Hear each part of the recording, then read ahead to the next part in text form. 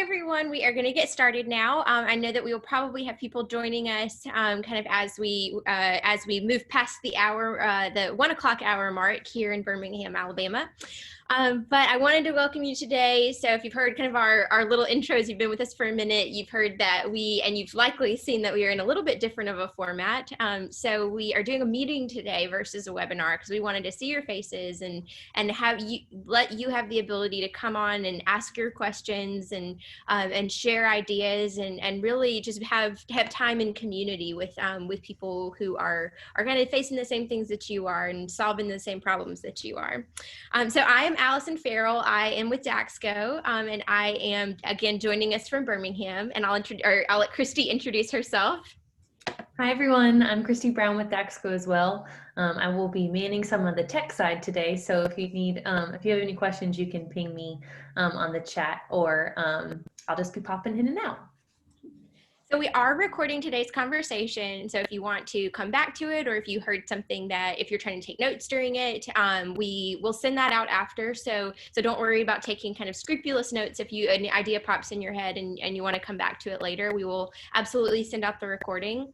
But at this time, I wanted to introduce our guest for today, who we're so excited about. I was actually on LinkedIn the other day, and I was looking at some articles that were about, what are YMCA's doing? What are, nonprofits and community centers, how are they figuring out this, this time? How are they figuring out programs? And I came across some really great articles that Adam wrote for Community Rec, and I just thought, hey, I need him to come on and really help us share some ideas and really and share his expertise. So I'm so pleased to introduce, before I dive into that, really, we wanted to come together and have this time of, of community and sharing ideas, because we know that, the number one thing that your members need, that your communities need, is you. You provide those services, you provide the programs, you provide childcare, you're providing all of these wonderful, wonderful resources to community. And so we wanted to see, okay, what are some ways that we can empower you? What are some ways that we can learn from each other?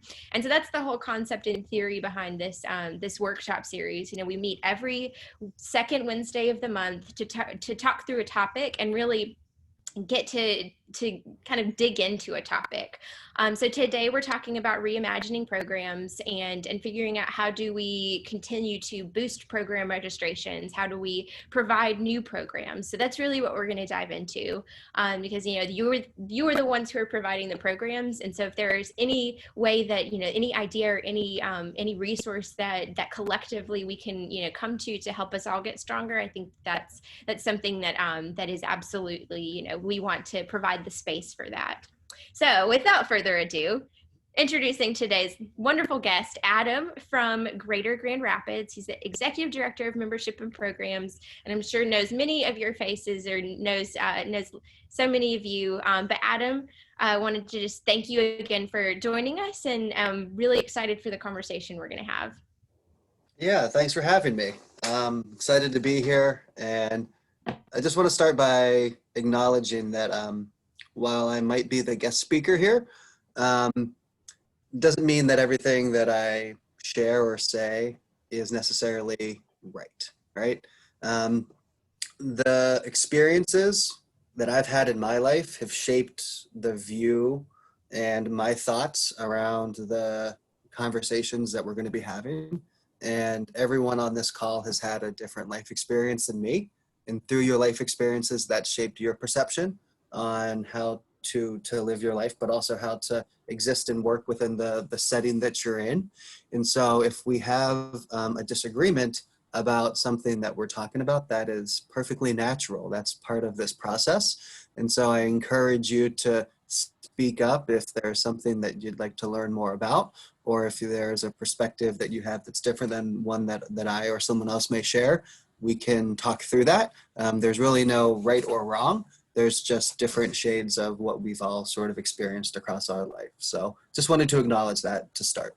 Absolutely. And I think that is such a great thing to acknowledge. And also just knowing, different organizations have different ways of operating. And I love that, we're all coming together with so many, we're in different parts of the world, or the United States, really. We're in different parts of, of the country, and our organizations look different. And so what may work at one organization, or what may work for one community, might not be the thing that works best for another community, but it could, it can sometimes be something that sparks an idea of, okay, maybe that exact play wouldn't work, or that exact program may not be the best, but I can apply some of the the foundation of it, or I can apply some of some of the idea could work. So I think Yeah.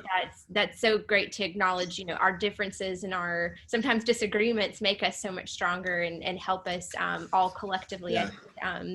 come to what works for our communities. Yeah, absolutely.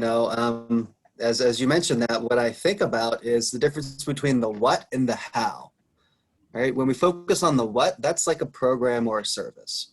And oftentimes we can, come under the assumption that a program or service that worked in one location can be scaled and replicated across other locations. And that may not necessarily be the case, because those communities have different circumstances. The why, or the operating entity, might have different rules, regulations that they're working with, different staffing structures. But what's more important is the how. How was a program created and to be successful within one location? And that's a process. And if a process can be replicated, it can result in a different program in a different location, a different what to be created.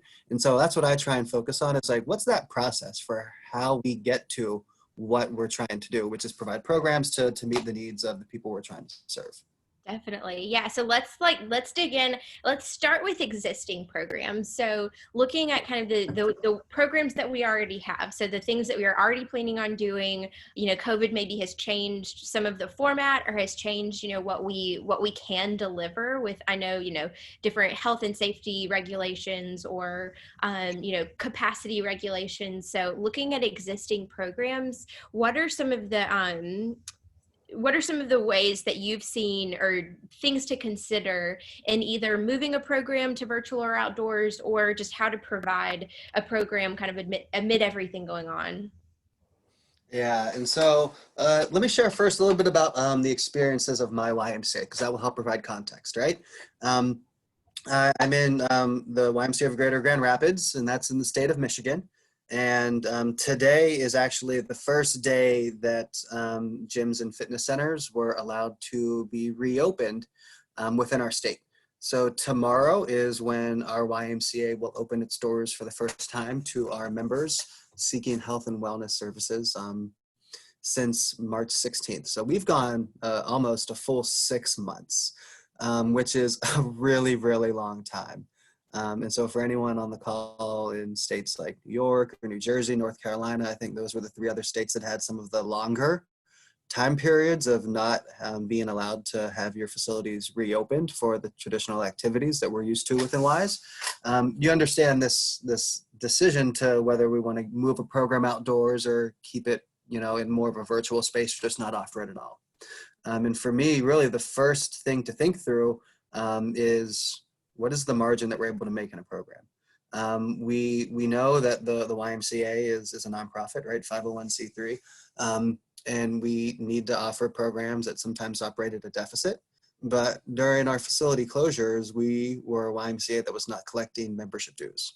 So we were not recognizing any membership revenue within our organization. And so a key criteria for which programs we were seeking to offer were programs that were going to be revenue generating. Offering a program at a loss when we're not collecting membership revenue is not something that we were able to really do. The structure of our YMCA and many YMCAs is that membership dues help cover the overhead expenses of programs that are offered. So if we were to charge the fees that we needed to within our programs and services to cover the overhead expenses of operating those programs, the fees would often be outside the means of the communities we're looking to serve. And so that's where membership dues can come in and help cover those overhead expenses. Without collecting membership dues, we had to furlough a large majority of our team. And so we did not have membership directors, health and wellness directors, sports, aquatic directors. And so we had a really reduced staff team. And so that was the most important consideration for figuring out which programs we were seeking to do, either virtually or outdoors, is what can we afford to do? What programs can we do that can help generate some revenues? And so for the first program there, personal training is one that we brought to an outdoor environment beginning really this summer. And it was very, very successful. And please feel free, anybody who is on the meeting, if you have a question, please feel free to chat it in, and Christy or I will read it out, or if you want to pop on camera, just anytime you have a question you want to ask Adam, or an idea you want to share, like, absolutely, please pop in. This is meant to be kind of informal, and just as we are having this conversation, we want people to chime in where you've got a thought or a question or experience you'd like to share as well. Mm-hmm. So on that, Adam, what are one of the things that you did to boost registrations for that personal training program? And when you were looking at, okay, this made sense for us to offer with, the staff that we've got, with the, the revenue we know it'll bring in, how did you go about setting that program up for success, and getting people interested, and just letting them know it was available? Yeah, I mean, and that is the challenge, right? I mean, how many emails do the folks that are on this webinar read from other organizations? I can tell you on my Gmail account, there are very few organizations that I actually read their emails. I mostly just click on them, highlight them, and then just click the mark as read, because I'm just not even going to open or read it. And so for me, I often think of the why just the same as those other organizations. I would love to be in a spot where I was confident that all of our members and participants were reading all the communications that we're sending them, but that's not really the case. And so it is challenging to get folks exposed to programs and services that we're offering when we're not having members come into our facility. That was honestly our biggest challenge. Yep. And so the way that we addressed that was, we started from a personal training perspective with just the existing client base that we had, pulled a list of all of the members who had current packages that were not yet used with some of their sessions, and worked through that list, contacted them to see if they were interested in either doing our outdoor personal training or doing our virtual training. We then moved to expired packages. So we had a number of members whose packages expired during our shutdown, but show you some of the warts and all. I mean, honestly, like, as we uncovered this, we found out that there were some who had packages that expired in 2019 or even 2018, right? Sometimes there's exceptions that are made. A member or someone wouldn't use all their sessions, and our organizational policy is you didn't use a session. After 12 months, we're going to just absorb that in, and that is an expired session. There were some that had 2 years plus that their packages were expired and they weren't yet redeemed. So we contacted all of those members to see, hey, did a trainer make an arrangement with you, or did a trainer leave our organization and no one contacted you? Like, we didn't want to just redeem those without talking to those individuals first.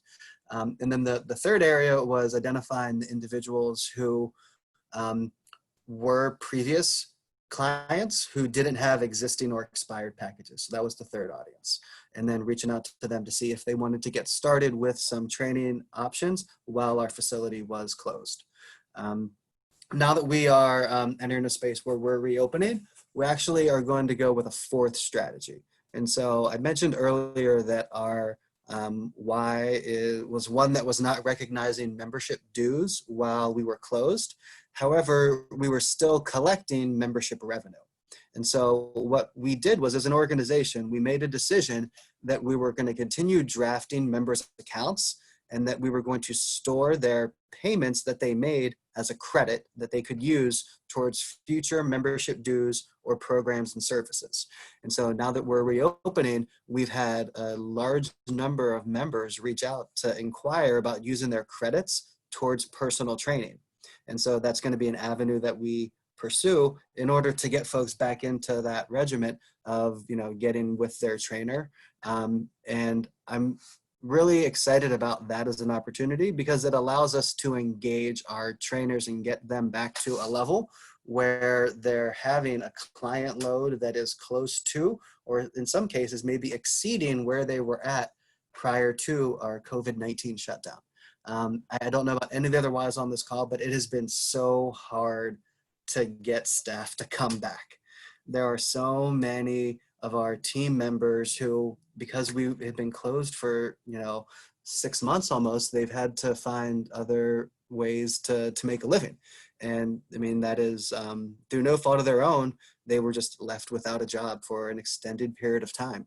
And so we've had a lot of folks who have moved on and found other places of employment. And so we're really looking to have as many of our trainers with a full client list as we possibly can at reopening.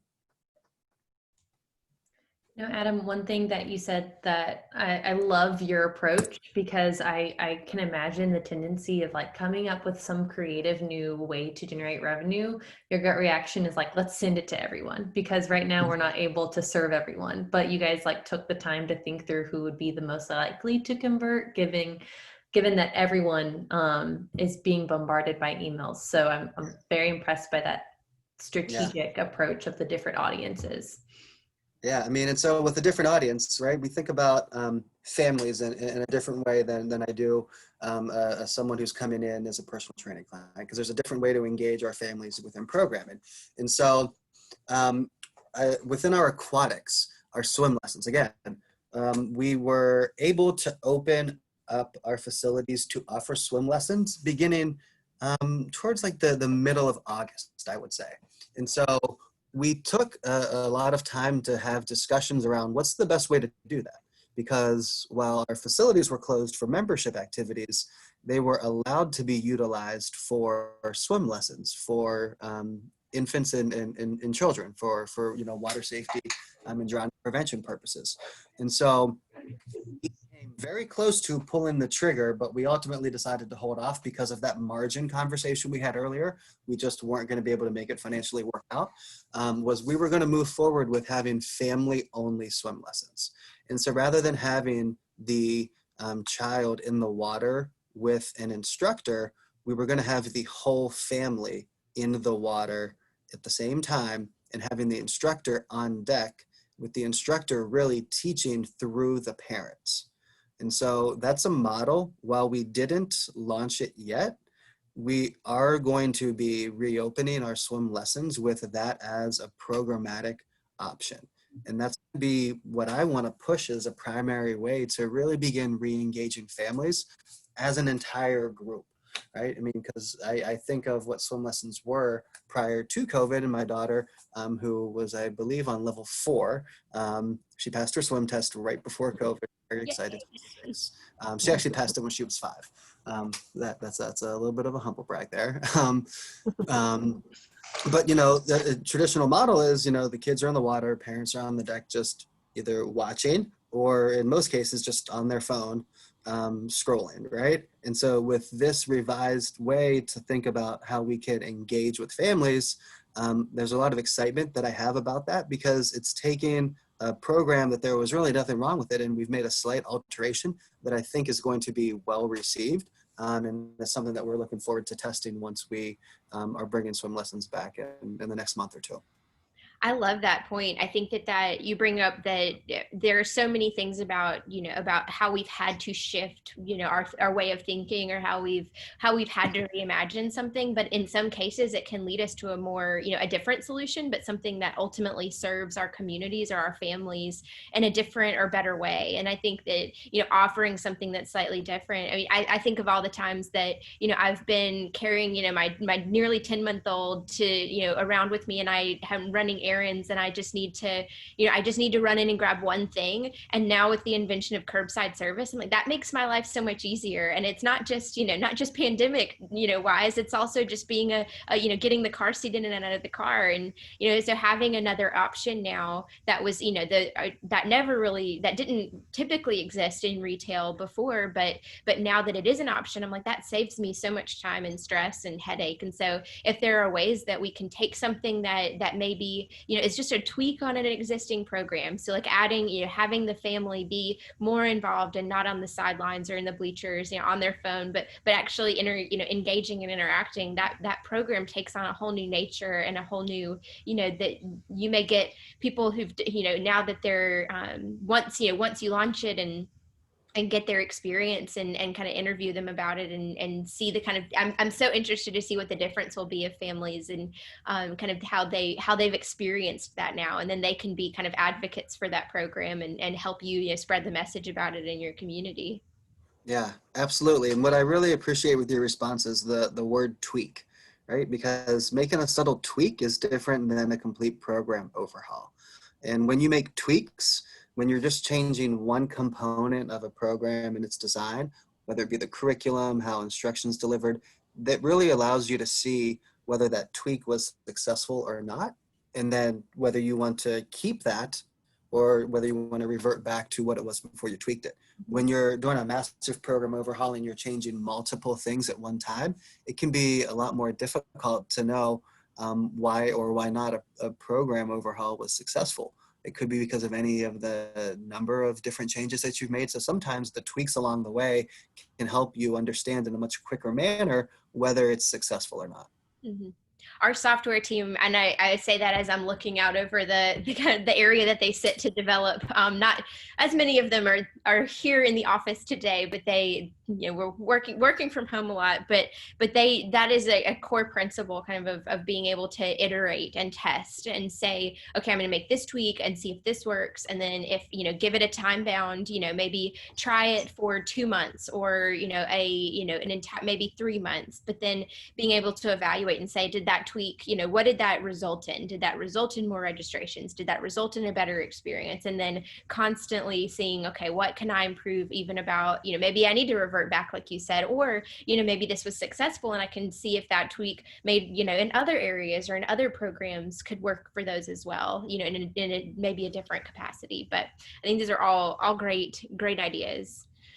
So if anyone, and again, I'm going to keep plugging this, but if you have any ideas or if you have any questions you want that, that have come up to you, what are some of the ways that, that even in your own community that you could, kind of take action on any of these ideas or if it sparked anything or if you've had something that's been successful, like just again, reminding you are, free to come on and share that idea or even chat it in and we'll share it with the group. But we absolutely want to hear from you guys. So if anyone has anything that's worked for them in similar ways or maybe worked for them in different ways around boosting existing program registrations or maybe tweaking your existing programs in some way, please share. We would love to hear from you.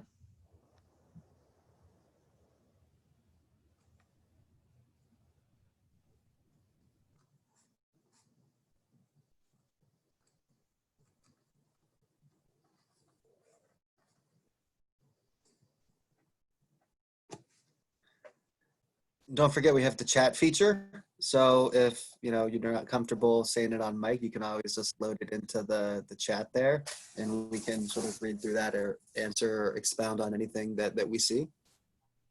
I have a question. I'm the membership director for YMCA South Coast for the New Bedford branch. And we too, we put everybody's membership, well, not everybody. We still collected membership dues for a closure duration. And that's a brilliant idea, I think, to leave them as credits for people to have another option. People were kind of frustrated with us for a little while, taking their money, other words that they like to use. So trying to get over that hump. How did you handle like the member versus non-member coming back? Did you exclude it just to members, and were your members still categorized as active members to be able to participate in the programs? Yeah, so great question. With a program, anyone who had their membership on hold was considered a member and would receive member rates for programming that we were offering. Someone who terminated their membership, we would charge them the non-member rate. I don't think we honestly had very many cases of somebody who was a non-member and wanting to come into programming and actually paid the non-member rate. One of the cool stories that we had was with our outdoor group exercise program, which we started up really at the beginning of June. This is a little bit different than the advice I gave earlier of doing, revenue generating programs, because our Group X programs we offered for free to the community. But the reason we did that is we know how important group exercise is to membership as a whole. Group X is the #1 retention tool when it comes to membership. And so we knew that if we were able to offer group exercise activities, we would be engaging a number of individuals who are really committed to staying active at the Y. They're a really passionate group. And so we got everything ready, made an announcement, sent it out. And on the first day of sending out our announcement, we had 5 individuals who had terminated their membership due to COVID, who actually rejoined the Y because they said, we want to participate in your group exercise programs and we want to do so as a member. And so really exciting to see. I mean, it was, 3 months ago, as I think back on it, that when we were making steps to opening up more programs, we were seeing some of that positive response that gave us encouragement to explore other areas. Yeah, we opened with Group X first as well, but we're requiring everybody to be a current and active member. And we have had some people rejoin, same situation. They had maybe terminated their membership thinking they weren't going to come back, and then got super excited that we were offering some kind of classes on our front lawn. So they were happy to return, but it's that weird thing. For people doing personal training, did you reactivate their memberships, or did you let them stay on hold but just pay non-member rates? If folks were on hold for personal training, they could get a member rate. We would provide them with a member rate for training. And with group exercise activities, we asked that everybody was a member, but we didn't check that. And there were some cases I know where for our group exercise classes, we had health check stations, and we still do, where for any individual coming to the class, we ask them the traditional health screening questions, and we make sure that they've signed the revised COVID-19 waiver of liability form, and that we're tracking participants within the class. So there is a slight registration process, but that was all really done via paper. A lot of our locations have really poor Wi-Fi access in our parking lots and in the field areas, so we weren't able to have computers or iPads to check active member status or not. So it was just something that we felt comfortable doing. There were a few folks who would, say, well, I'm not really a member. I'm just here visiting, or, I'm not yet a member. I'd like to join when you get restarted. Could I, take these classes? Honestly, didn't turn anyone away, said, come on in, you're welcome here. Getting physically active at this time is so important that we didn't really want to provide any barriers to that. And so while we asked that everyone was a member, it's not something that we actively checked. Oh, thank you. We did have another note chat entered into the chat from Tyler, and he said that their team at Missoula has asked their member base to transfer their membership dues to a donation to help with the financial burden, and that they had a really great, it was really well received from their member base who stepped up. Yeah, we are excited because that is a campaign that we are launching this week. It's called a Give Back campaign, and we're asking members to give back their credits to the Y. We are being very intentional with some of the phraseology that we're using in this space, because for decades we have really worked as leaders within membership to help our communities understand the difference between their membership dues and the donations that they give to the Y. And this was an opportunity where if we really muddied those waters, we felt like we as an organization would be walking back just years and years of, constant conversations around how the membership fee is what you do for yourself and a donation is what you do for the community, right? That's kind of the mentality that we've used. And so we really want to be intentional with saying we want you to give back your credit, not donate your credit. If someone is giving back their credit, we will provide them with some letters for their taxes, because it will be considered a charitable gift. But we're really trying not to use that language as a donation or donate, to simply help with the messaging in the future around what membership does go to cover.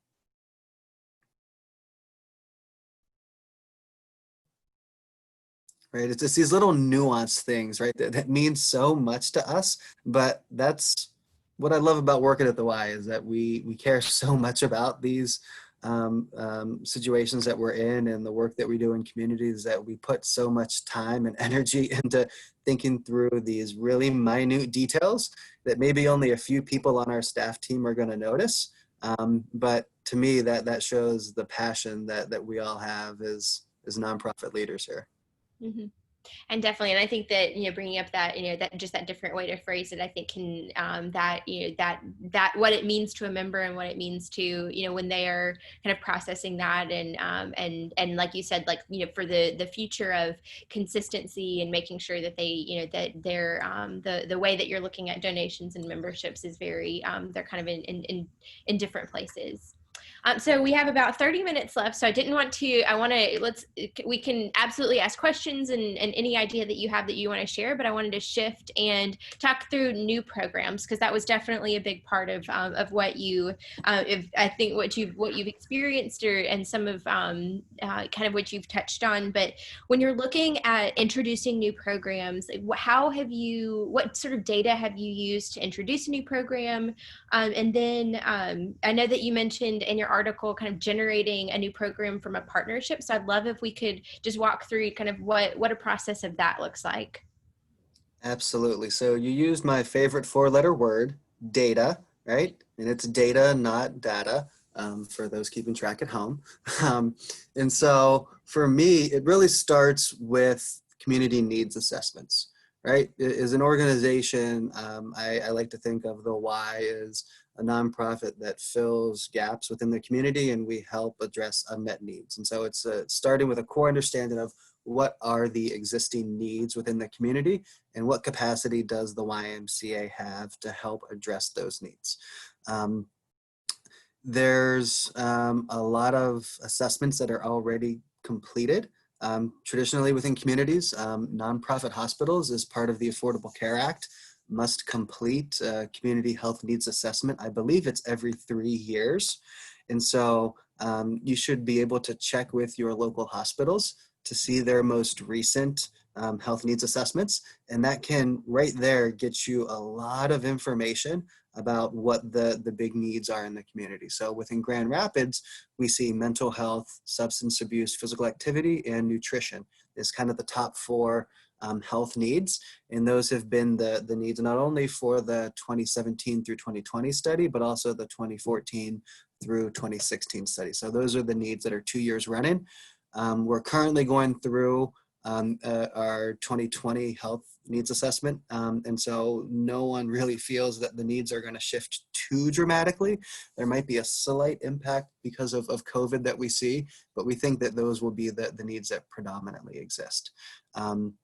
And so, if you don't have access to health needs assessments or community needs assessments, there are tools available, at least there were pre-COVID, at YMCA of the USA to help measure your community's needs.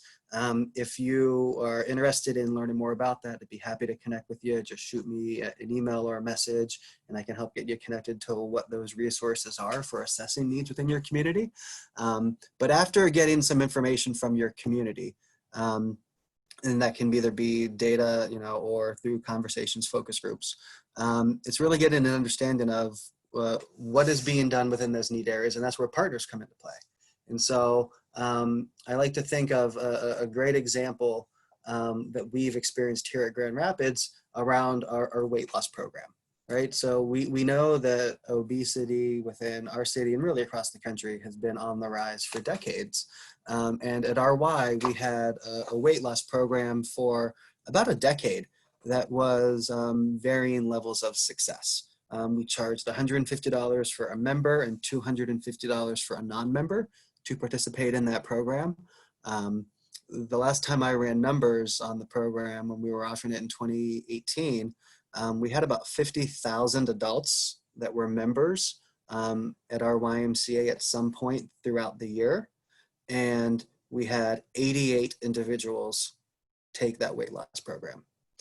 Now, we know that people come to the Y for a variety of reasons, but most people come for the health and wellness activities, and numbers have shown that 50% of the population has a desire to lose at least 15 pounds.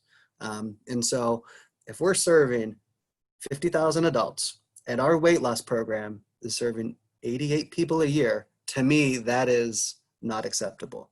And so we revised that program. And what we did was, beginning in 2019, we added that program as a value added service within membership fees. And so through that, if someone joined as a member, they were able to enroll in a 10-week program where they could meet with a personal trainer twice a week for an hour in a small group setting, and go along a weight loss journey with a group of other individuals. And we served almost 500 individuals through that program. To me, that's a great retention tool. And the numbers bore out. We did see an increase in retention from individuals going through that program that covered the cost of operating it. But what we were able to do is we took that program, and because we had a successful model, we partnered with a local hospital beginning in 2020 to offer that to a low-income Spanish-speaking community who otherwise would not have access to the YMCA. So we're able to take this program that we got up and running off the ground and get it funded to expand it to reach more people. Simultaneously, we had a conversation with a local university about this space, what's happening in the weight loss space, especially around obesity. And we identified that while there's a variety of weight loss programs happening across the Grand Rapids community, we didn't really see weight management programs, right? So to put that in another way, after someone goes through a weight loss program, what's next for them? What is the next program for them to engage with? This researcher said, well, I think a weight management program would be good of how to maintain that weight loss and manage your life after going through that weight loss. And there wasn't any programs that we saw that were existing within that. And so I'm excited because we've applied for additional funding for 2021 with the same hospital that funded us for 2020 to offer a new weight management program. And so what's the community need, right? We know physical activity and nutrition are important needs within our community. RY was not doing a good job at addressing obesity. We have an area of expertise in there with the facilities that we have and our personal trainers. Combined that, found partners, hospitals and universities to develop programs and to get some additional funding for those. And so to me, that is a nice pathway, but it did not happen overnight. I mean, that work really has been years in the making. And so it's not, to me, something that can be done over the course of a month or two. It really requires a long-term engagement and mindset. Absolutely. And I think I love the kind of the story there of you have one program that is obviously addressed to meet a specific need or help people in a specific way. And then you're thinking beyond that of like, okay, well, if someone is engaged with this program and they've benefited from it, what's the next piece? What is that thing that builds on it almost of, from the obesity then to the weight management? And I think that's something that, that I think is a great tool of thinking through, okay, what is the life cycle of this person in this program? What is going to help them once they've either completed it or they're kind of in a almost what would be the next step to build off of what we did in this original one. And what are ways So that there's like 4 ways to think about this, right? And what we're really talking about here is innovation. And so it has to do with the population that you're looking to reach and the services that you're looking to offer. And so the very first level is working with the same populations and the same services. So that's where we were talking about tweaks. When you want to make a tweak to a program, that's a program innovation, but you're reaching the same audience with the same services, just you're tweaking something there. And then you can look at, well, another quadrant of that innovation model is, well, if you want to reach new audiences with the same programs and services, but then there's a different, quadrant altogether, which is the same audience, but with a new program.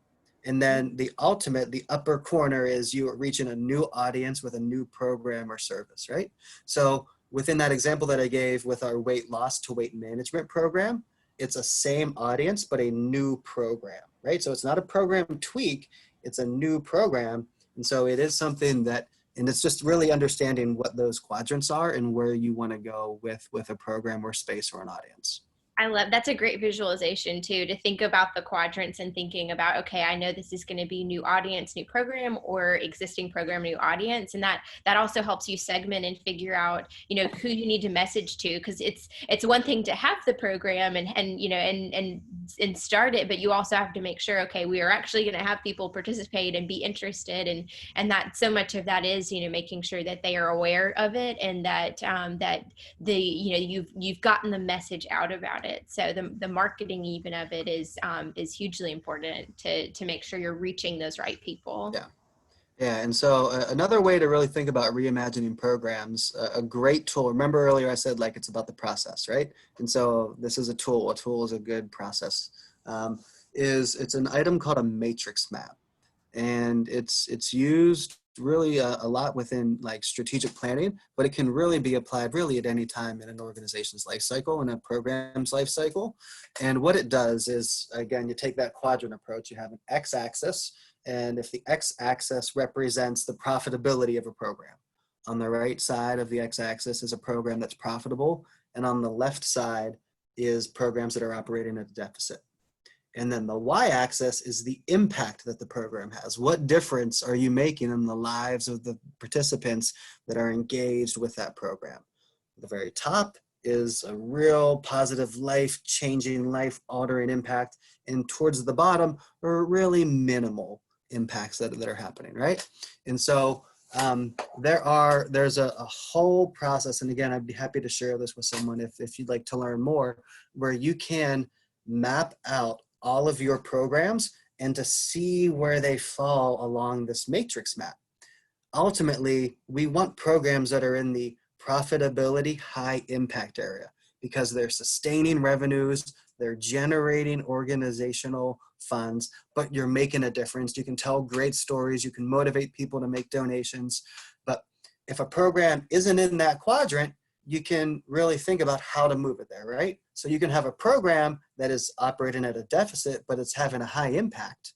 And once you identify that, you can have some strategic conversations with your staff, with your board, with volunteers, with instructors within the program of what can we do to help make this program a little bit more profitable, to move it over to this other side. The same is true for a program that maybe isn't quite impactful, but is generating a profit. What can you do to restructure that program to make more of a difference in someone's life? And then it's kind of that bottom quadrant, programs that are not operating at a profit and aren't having an impact. Those are kind of like the question mark programs. Doesn't necessarily mean you're taking out the axe and you're chopping them away, but you have to look and say, okay, what can we do with programs that fall in this space? How can we move a program that's not profitable and low impact to either have more impact or to create some programmatic revenues? If you're not able to do that with a program through tweaks to a curriculum, through revised staffing, through pricing changes, changing the day and time that a program's offering, after you've kind of exhausted those types of options, maybe that's when you take out an axe and you really look at taking away a program. But I would say definitely go through some type of process before trying to reimagine a program, whether it's a matrix map tool, whether it's better understanding what the needs of the community are and the programs that you're offering and how they align with those needs. But, relying on some type of methodology as opposed to the operational gut feeling that we all have. Well, you know, when you take a proposal to your boss, well, why do you want to do this proposal? I don't know, my gut tells me it's the right thing. It's not that your gut's wrong. It's just oftentimes we need a little bit more information before we can, you know, make an approval just based on a gut feeling.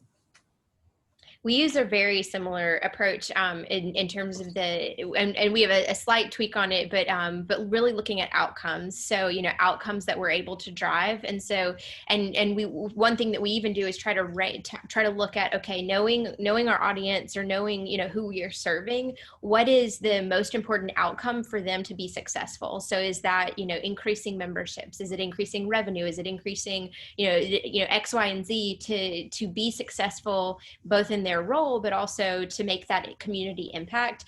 And then we see, okay, in terms of how well that, you know, how well that outcome is served today, you know, what can we look at that, you know, that maybe could be helpful to getting someone more, you know, in a more efficient or a faster way to that outcome. So even if you look at that in community, and you mentioned partners, you can clearly see kind of what, you know, what's most important. And you mentioned, you know, weight loss, or, you know, there's, you know, obviously lots of ways, you know, community organizations serve their members, but looking at what's most important to them and what are they trying to get out of this, and then how am I ranking my services and what, you know, my organization provides against what they're trying to do, or what they, you know, maybe they go somewhere else for that, and that's, you know, that partnership. Or maybe, you know, there are a ton of programs, like you mentioned, that you saw nobody in your area was doing that, you know, that specific program, that specific, getting people to that specific outcome. So you can look at, you know, maybe something is overserved. Maybe there are 1,000, you know, of one type of program, you know, whatever that may be.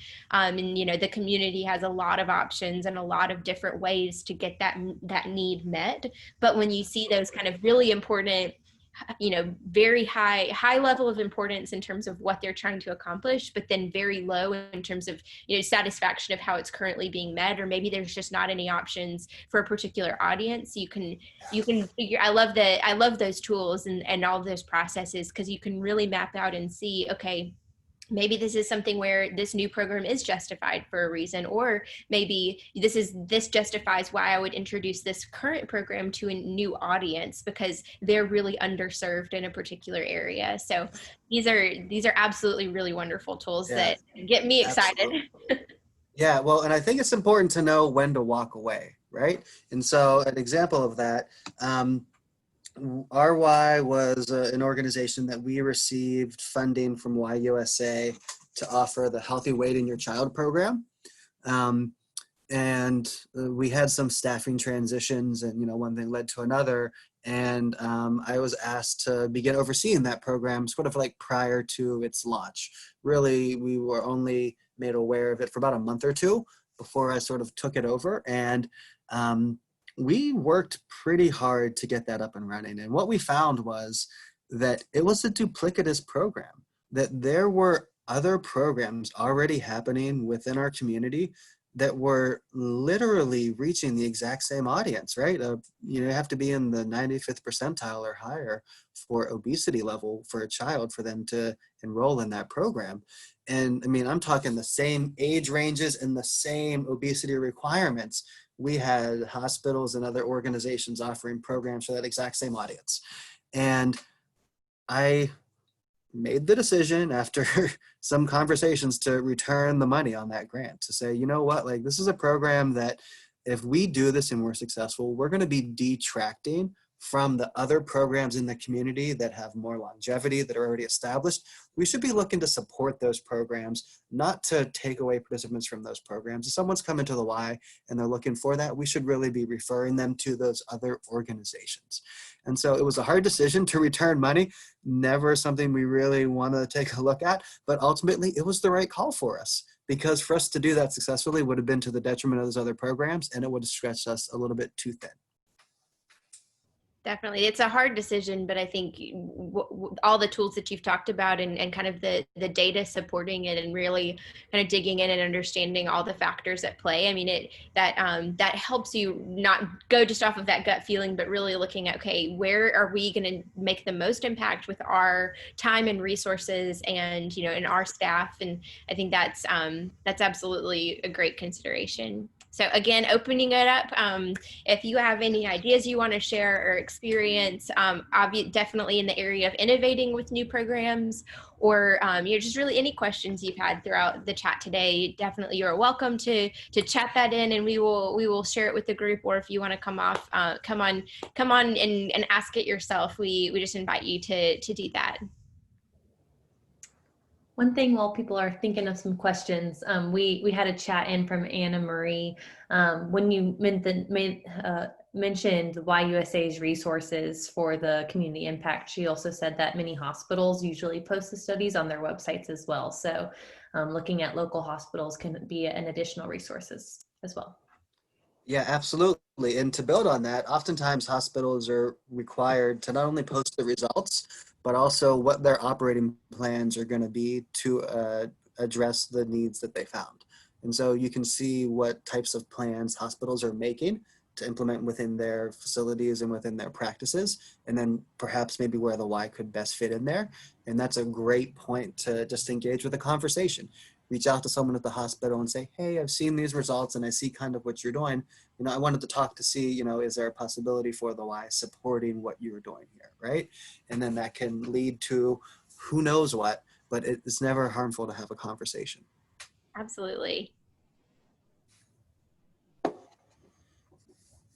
So I have one question. So in terms of when you've introduced, I know you mentioned the program, the weight management and a few others. So when you've introduced things, how have you gone about your metrics and your measurement for success? So do you kind of at the outset already have, these are the things I'm going to evaluate to see if we're successful in setting up different, KPIs, or how have you done kind of that front end or kind of the back end work to see, like, is this going to be successful? Yeah, I love this question. Again, like the data person in me, geeks out a little bit. What really spawned my real passion and commitment to the why, especially within this space, is when I learned that you can really prove you're having an impact within the programs and services you're providing by doing proper evaluation, right? That you can literally prove that you're making a difference in people's lives, right? And that's what we're in this for. It's easy to tell if a for-profit is successful, right? As business, are you making money or you losing money? But in a nonprofit, it's different, right? We have a mission statement, we have a vision statement. It's the impact that we have through those statements, and it's the measurement of the impact that allows us to say whether we're successful or not. And so for me, measuring our impact comes down to, what is the logic model, right? What is the theory of change that you are claiming that you're going to have through a program or a service?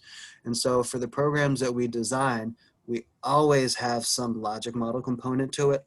I favor more of a logic model, mainly because I feel that a theory of change is a tool that is used really more so with evidence-based programs, and a lot of the programs at the Y aren't evidence-based, they're evidence-informed. So I feel that a logic model is the right tool to use. And so the logic model really helps establish what are the short-term, medium-term, and long-term impacts that you're going to have, the long-term outcomes on the participants within the program. And so it's identifying what those are and then the appropriate ways to measure those along the way. But absolutely, logic models are so key. Because it's really the story of what happens if that program's operating successfully. And then that's the story that we are looking to tell and share. But if the program isn't operating successfully, that's okay. If you thought that 70% of a person, of individuals, coming into a program were going to see certain results, and it turns out that only 30% were, that can be okay, because what you can then do is figure out, well, what happened?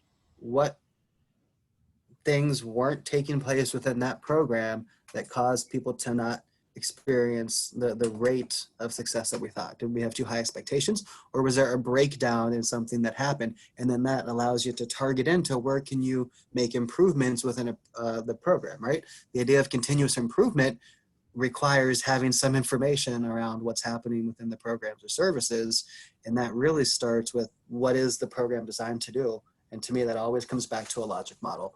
So that is a tool that I would say, if you do not have that within your programs, really working and spending the time to establish those. One of the things that we did in 2017 as an organization is we engaged a university here locally to help us build out some really thoughtful logic models for programs within childcare and youth sports and aquatics. And the logic model within aquatics was just phenomenal. And the evaluation plan that we had in place for measuring really the success of that program was amazing. And so it's really worth the effort to do that, because that's ultimately what we're telling the community that we're doing. It's verifying it. And I love that the thought process of a logic model, and one thing of, especially when you mentioned continuous improvement, and we talked about kind of those iterations and tweaks, but especially when you're trying something, kind of having that tripwire almost of knowing, and I think a model can kind of help you identify, okay, maybe this time period is appropriate to test something out, and then we're going to evaluate what the success is, and if we're seeing at this point it's not successful, what tweaks can we make? How do we iterate and make it more successful? But just even having that, because I know sometimes even the things that Christy and I are building and sending out, we will kind of just gut check and say, okay, we'll try this for maybe we'll try this for 2 months and see if it works, and if it doesn't, then we're going to try something different. So I think a lot of times I know I operate a lot on just feel of something, and kind of just testing and going off of what we've historically done. So I love the idea of actually having that based in something like a logic model, and actually kind of having something to point to say, like, this is telling me this is how long I should do this for, or try, to see when I should evaluate, or what factors to consider. So that can be super helpful and important. Yeah. I mean, absolutely. And look, if you're going to be applying for grants or trying to get funding for a program outside of some type of fee for service, having a well thought through logic model is imperative for communicating consistently what the program is doing, in order to help the funder understand what it is that they're investing in, right? To me, it's that word investment's important, because that is what the funding does. It allows you to make an investment in the community, in the individuals, so that the outcomes that you're saying are going to happen actually do come to fruition. Definitely. So we've got about 3 minutes left. So again, I'll make the call if you want to jump on and share a question, or if you want to share an idea, please, you are welcome to do so. If you want to chat it in, we will share it. And we again, just are so happy that everyone has joined us today. But we will hang out for a couple more minutes here if you guys have something you want to share. But just about kind of letting everyone know that we're at the 3-minute mark. So if you've got anything you've kind of been thinking about or sitting on, definitely get it out there. I have one note for people. I've gotten a couple of questions about if this will be sent out as a recording. Yes, we will be sending it out as a follow-up. So keep an eye out for an email from our team, and we'll make sure you can share this to anyone who you think could benefit from listening to the recording. And we'll kind of round up the resources that Adam has mentioned, and maybe throw in a few examples of things that you can kind of get started on if you don't have if you haven't used different these tools or processes before. We'll round up some of those resources and send that out as well.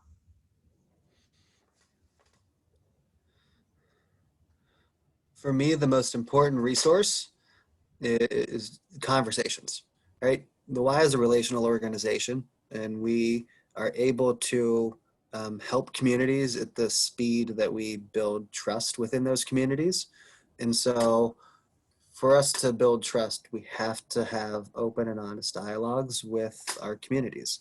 And so if there's partners that you have within your different program spaces, right now is just the perfect time where, if you've not been really reaching out to see how they're doing, I would recommend doing that, right? It's not so much as telling them, here's what the Y's been up to, here's what the Y is doing within a particular program space, but just being a good listener and reaching out to the partners to say, what's your organization going through? What are the needs that you're having? What have you been struggling with, right?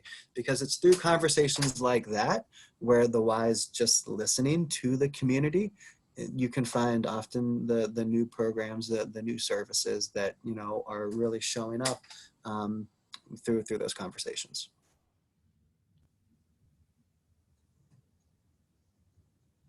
Absolutely. Yeah. I think that's such a great point, that our conversations and the relationships that we've got are really hugely foundational building blocks for everything else we do. So that can be such an important thing to keep in mind. Well, we are almost at the top of the hour, so we'll go ahead, and if you've got anything, please feel free to email us. Christine and I are both available at marketing@daxco.com, and please, reach out, if obviously, to Adam if you want to follow up with him on any questions. We will, if Adam's willing, we'll share his contact info in the follow up that we send out. As Christy mentioned, we'll send out the recording. But thank you everyone for joining us today, and thank you for chatting in your questions and shouting them out. We really appreciate that interaction and just that collaboration. And just a reminder, we will be here again next month, the second Wednesday of the month, for our next workshop. So if you feel strongly about the topic or have an issue you want to dive into, just email us or send us a chat, and we will incorporate that in our schedule. But we want this to be an ongoing series. But Adam, thank you so much. That was so thoughtful, and thank you for sharing your experience and what's worked for your organization. We really appreciate you joining us today and offering that insight and all those tools. That was really fantastic perspective and experience to hear from you. So thank you, Adam. Yeah, thank you. We call ourselves a Y movement for a reason.